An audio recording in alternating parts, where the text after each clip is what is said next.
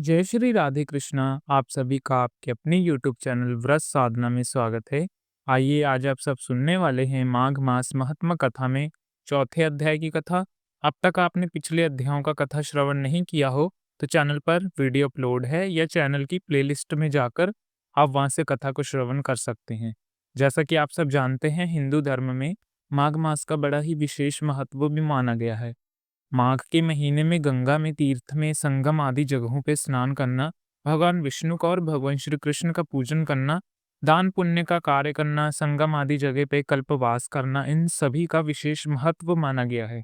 जो भी भक्त सच्ची श्रद्धा के साथ माघ के महीने में माघ स्नान करते हैं या संगम स्नान करते हैं, नहान करते हैं, भगवान का पूजन करते हैं, उनके सभी प्रकार के पापों का नाश होता है तथा भगवान विष्णु और श्री कृष्ण की कृपा से सभी प्रकार की सुख समृद्धि की प्राप्ति होती है।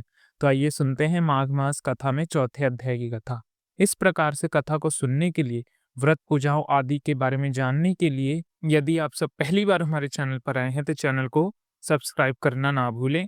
साथ ही में बेल आइकन को जरूर प्रेस करें ताकि नोटिफिकेशन आपको समय सिर मिलता रहे। वीडियो को लाइक करके कमेंट में विष्णु भगवान की जय लिखिए। तो प्रेम से बोलिए भगवान श्री कृष्ण और भगवान श्री विष्णु की जय। जय माता लक्ष्मी जी, जय सर्व देवते देवी देवताओं की। वशिष्ठ जी बोले, हे राजेंद्र, अब तुम उस माघ मास महात्म को सुनो जो कीर्ति बरी के पूछने पर दत्तात्रेय जी ने कहा था। जब साक्षात विष्णु तुल्य दत्तात्रेय जी से पर्वत पर रहते थे, तब महेशमती के राजा ने उनसे पूछा था। सहस्त्रार्जुन बोले, योगियों में श्रेष्ठ है भगवान, मैंने सब धर्म सुने, कृपया कर माघ मास का फल मुझे सुनाइए। दत्तात्रेय जी ने कहा, हे राजेंद्र, इस प्रश्न का श्रेष्ठ उत्तर सुनो। जिससे पहले ब्रह्मा जी ने नारद जी से कहा था, वह सब माघ स्नान का फल कहता हूँ। देश, तीर्थ, श्राद्ध तथा क्रिया के अनुसार अधिकतर इस कर्म भूमि भारतवर्ष में माघ स्नान करने वालों का जन्म निष्फल नहीं होता। हे राजन, बिना सूर्य का आकाश अथवा चंद्रमा के बिना नक्षत्र मंडल की तरह माघ स्नान के बिना मनुष्य का जन्म निर्थक होता है। व्रत, दान तथा तप से भगवान विष्णु इतने प्रसन्न नहीं होते जितना माघ में स्नान करने से होते हैं। जैसे सूर्य के तेज के समान दूसरा तेज नहीं, उसी तरह माघ स्नान के बराबर दूसरा कोई यज्ञ आदि कर्म नहीं। भगवान वासुदेव के प्रेम के लिए, सब पापों को नाश और स्वर्ग पाने के लिए मनुष्य को माघ स्नान अवश्य करना चाहिए। वह पुष्टि, बलवान, अनित्य और शुद्ध शरीर माघ स्नान के बिना ही रह जाए तो इसका क्या लाभ। ये शरीर हड्डियों का खंभ है, नसों से बंधा है, मांस के टुकड़ों से मसा हुआ है, चर्म से ढका हुआ और दुर्गंध सहित तथा मल मूत्र का स्थान है। ये बुढ़ापा, शोक तथा विपत्ति के परिपूर्ण रोग का घर, आतुर, गंदा, अनित्य तथा सभी दोषों का आश्चर्य देने वाला है। दूसरों को दुख देने से दुखी, दूसरे का द्रोह करने वाला, लालची, विषम, क्रूर, कीर्तन तथा क्षणभंगुर है। दुष्यब, दुर्दधा तथा दुष्ट, इन तीनों दोषों से पूर्ण अपवित्र पदार्थ बहाने वाला तथा छिद्र सहित इन पापों से मोहित स्वभाव से ही अधर्म में लीन, सैकड़ों तृष्णा से पूर्ण, काम, क्रोध, मद, लोभ रूपी नरक द्वार का स्थित कीड़े और वशिष्ठा से परिपूर्ण परिणाम में भस्म होकर कुत्ते के काम आता है। जल में बुलबुले की तरह और जंतुओं में छोटी मक्खी की तरह मनुष्य शरीर माघ स्नान के बिना मृतक समान होता है। विष्णु भगवान का पूजन ना करने वाला ब्राह्मण मरे हुए के समान है। बिना दक्षिणा श्राद्ध व्यर्थ है। ब्राह्मण रहित क्षेत्र तथा आचार रहित कुल भी नष्ट हैं। गर्भ में धर्म का नाश, दृढ़ता, बिना ज्ञान का नाश तथा आलस से शास्त्र नष्ट हो जाता है। गुरुजनों की भक्ति ना करने से स्त्री तथा ब्रह्मचार्य नष्ट होता है। बिना जली अग्नि के होम, बिना साक्षी के भक्ति का नाश होता है।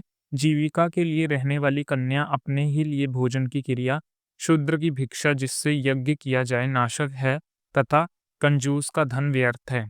बिना अभ्यास की और आलस भरी हुई विद्या, असत्य वाणी, विरोध करने वाला राजा जाविका के लिए तीर्थ और व्रत, संदेह युक्त मंत्र का जप वगैरह, चित्त होकर जय करना, क्षेत्रीय रहित को दान देना, संसार में नास्तिक होना, श्राद्ध के बिना की हुई सब परलौकिक क्रियाएं, ये सब व्यर्थ हैं। राजेंद्र, इस लोक में दरिद्र मनुष्य के जीने के समान ही माघ स्नान के बिना मनुष्य का जीवन व्यर्थ है। मकर के सूर्य में सूर्य उगने से पहले स्नान ना करने वाला कैसे पापों से छुटकारा पाकर स्वर्ग में जा सकता है। ब्रह्मघाती, सोना चुराने वाला शराबी, गुरु पत्नी गामी, इन चारों का संगर्म करने वाला ब्रह्म हत्यारा माघ महीने में सूर्य उदय होने के कुछ पहले स्नान करने से पवित्र होता है।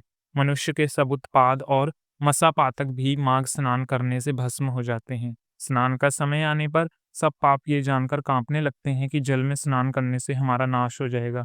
मेघों से मुक्ति पाकर चंद्रमा के चमकने की तरह श्रेष्ठ मनुष्य माघ स्नान के अग्नि के समान प्रकाशमान हो जाता है। वाणी, मन तथा कर्म के किए हुए छोटे तथा बड़े, नए पुराने सभी पाप, आलस से जो पाप होते हैं या जाने अनजाने में जो पाप किए होते हैं, वे माघ के स्नान मात्र से ही अग्नि में समधा की तरह नष्ट हो जाते हैं। पाप रहित मनुष्य माघ स्नान में स्वर्ग को जाता है तथा पापी लोग पाप मुक्त होते हैं। हे नर श्रेष्ठ, इसमें संदेश कुछ भी नहीं है और ना ही कोई संदेह करना चाहिए। हे राजन, विष्णु भगवान में भक्ति करने की तरह पाप को नाश करने के लिए माघ स्नान के करने का भी बहुत अधिकतर है। यही सबसे बड़ा मंत्र और तप है। संपूर्ण माघ स्नान की सबसे बढ़कर प्रायश्चित है। जन्म जन्मांतर के अभ्यासों से ही मनुष्य की इच्छा माघ मास स्नान करने की होती है। जिस तरह पूर्ण जन्म के अभ्यास से ही आध्यात्मिक ज्ञान तथा अपवित्र को पवित्र करने वाला बड़ा तप है, उसी प्रकार इस संसार रूपी कीचड़ को धोने की पवित्र वस्तु माघ स्नान है। हे राजन, सभी इच्छाओं की पूर्ति करने वाला माघ स्नान जो नहीं करते, वह सूर्य और चंद्रमा के समान भोग कैसे भोग सकते हैं।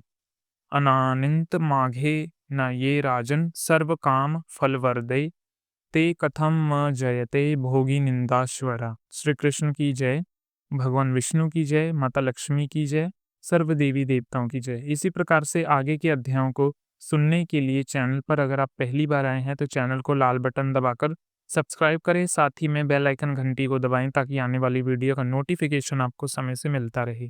वीडियो को लाइक करके ज़्यादा से ज़्यादा लोगों तक शेयर करें ताकि दूसरे लोग भी इसका लाभ उठा सकें और आप सभी भक्तजनों पर भगवान विष्णु और भगवान श्री कृष्ण की कृपा सदैव बनी रहे।